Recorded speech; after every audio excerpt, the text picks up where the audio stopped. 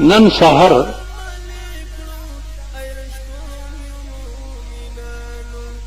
زما کټ کې یو کټملو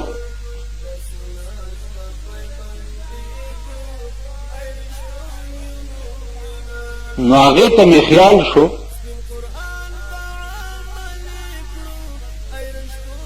چې دا کټمل د دې کټ په دې بون کې په ژمي کې ټول ژمی دې بون کې تېروي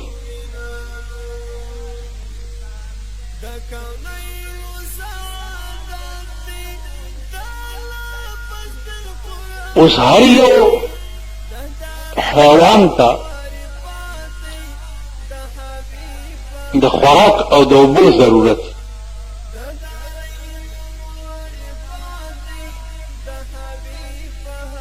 دې کټ کې خدا خبر چې دی د کوم وخت نه پیدا دی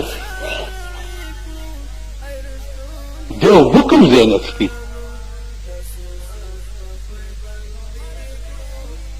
او د ده د خوراک ذریعه څه شی دی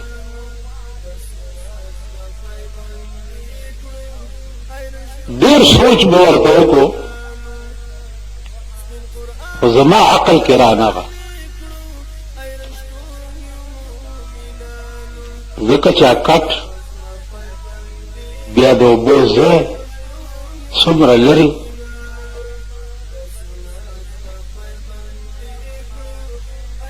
هېڅ پوه نه شو بدا شعر خولے تراغے کہ ہر چیز سے ہے تیری کاریگری ٹپکتی ہر چیز سے ہے تیری کاریگری ٹپکتی یہ کارخانہ تو نے کبرائے گا بنایا خدا دا ہر شی نستا خاص کاریگری معلوم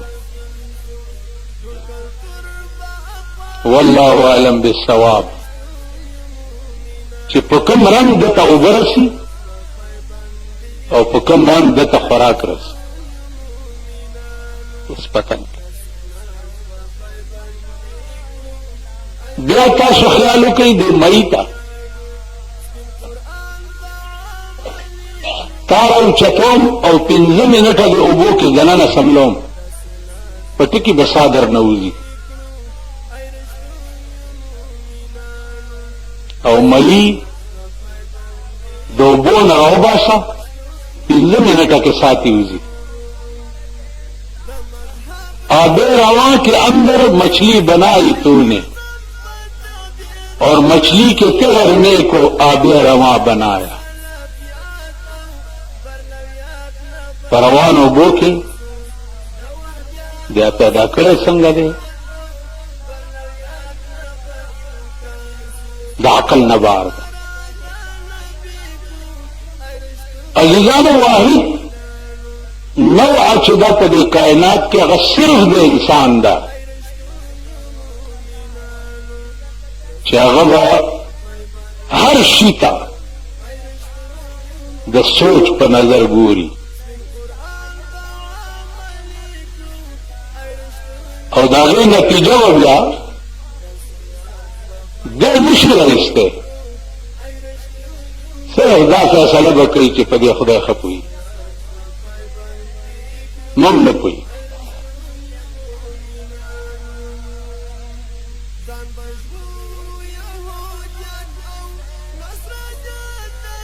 بیا په دې کائنات کې دو قسم مخلوق خدای پیدا کړی دی یو مقربین دي او یو عام خلق دی هغه خلق چې الله ته ډېر عزیز وي په هغې باندې چې کوم امتحانات راغلي هغه د عقل نه بار دي اوس کمال دا دی چې په مقربینو امتحان راشي نو هغه خدای ته نور رجوع شي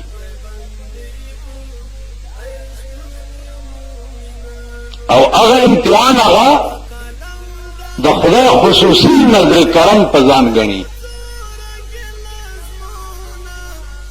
هغه وایي چې هر کې اغیار میرا صد نیکوست.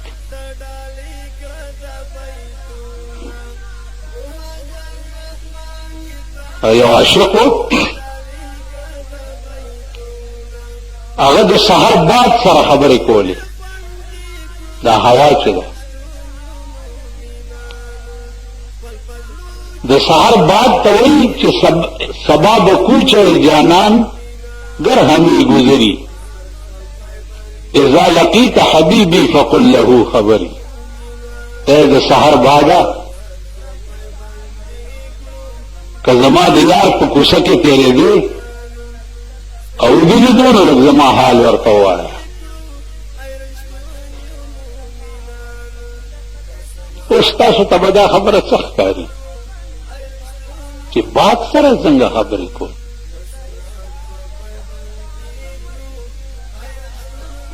خو دا خبره وزنداره هغه خلقو ته ښکاري چې کوم اهل دل وي.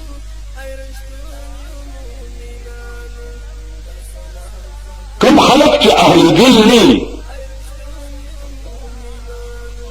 هغوی ته دا خبرې اډو څه ګپ غوندې ښکاري. خو دې خبرو لپاره اهل دل خلق پکار دي. نو د سحر باد سره خبرې چې ده اهل دل کوي.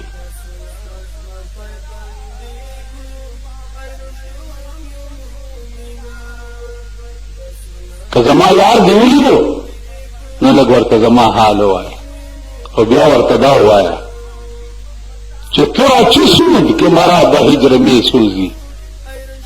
تاله څه په لاس درځي چې په خپلې جدایۍ کې ما سوځی؟ څه په لاس درځي؟ ولو فرحت بهذا رضیت بالضرر. که زما په سوځېدو ته خوشحالېږي نو ستا د لاسه په سوځېدو زه خوشحاله. هر څه چې دي ستا د لاسه دي په دې زه خوشحاله. نو عزیزانو دا خبرې چې دي د اهل دلو دي او د صاحب حال خلقو دي. مونږه نه اهل دلو او نه صاحب حال. مونږه مریالو یو کوڅه ډب چې ورته وایي لکه دا ګډه او چیلل چې په لاره روان یو چېرته شین بوټی ګوري بس غوږ خوله ور واچوي. مونږ هغسې دي نه په اهل دل ټکي پوهېږو او نه په اهل حال خلقو پوهېږو. شاه ولی الله محدث دهلوي رحمت الله علیه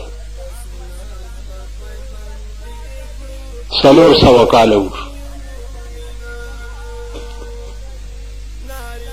دا دومره عظیم انسان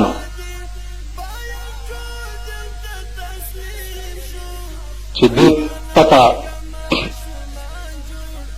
علماو ته لګي په لاره روان دی. نری لار د هغې باندې یو طرف ته ګنده اوبه دي او بل طرف ته نری لار ده. نو سپی وله په مخه ورغی. چې سپی وله په مخه ورغی نو شاه صاحب ورته وایي دې سپي ته چې ته دې ګنده اوبو ته شه چې زه په دې وچه لار تېر شم. نو سپی ورته وایي چې ولې زه ولې ګنده اوبو ته شم او ته ولې په وچه لار تېر شې؟ ولې؟ نو شاه صاحب ورته وایي چې ته خو سپی یاسین پلیت یې. که دې ګنده اوبو کې پلیت شي خیر دی خو زما جامې به پلیتې شي. دې ګنده اوبو کې لمونځ کوم.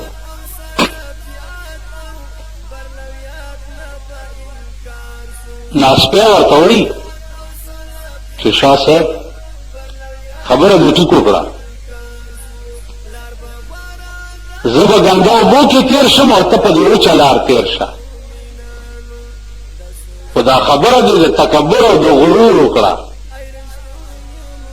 ځان ته دې پاک وویلې او ما ته دې پلیت وویل. زما دې په خدای قسمي شاه صاحب که د تکبر په اوبو ګنګا شوې نو تر هغې به پاک نه شو چې تر څو پورې الله جهنم ته نه یې لېږلی.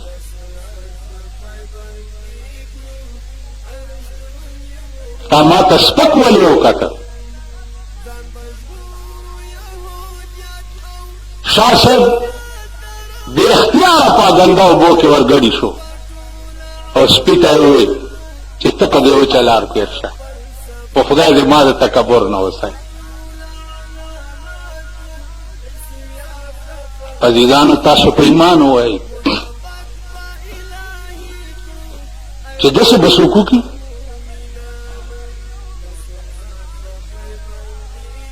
داسې به نن په دې زمانه کې ته چاته وویلی شې چې تا نه دا سپیم ښه دی؟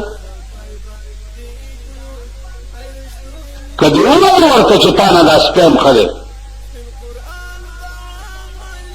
یا به در باندې ډز وکړي او مازغه به دې والوځئ او یا به درته هغه ناپلیتې ووایي چې توبه په استغفار مې وي چې تا سپی مانه ښه کړو. زه تاسو ته په ایمان وایم چې تر هغې پورې الله ته ونه رسئ او نه الله ته قریب شئ او نن دنیا او آخرت ښه شي چې تر څو پورې د ځان د سپي نه هم بدتر ګڼلی نه وي.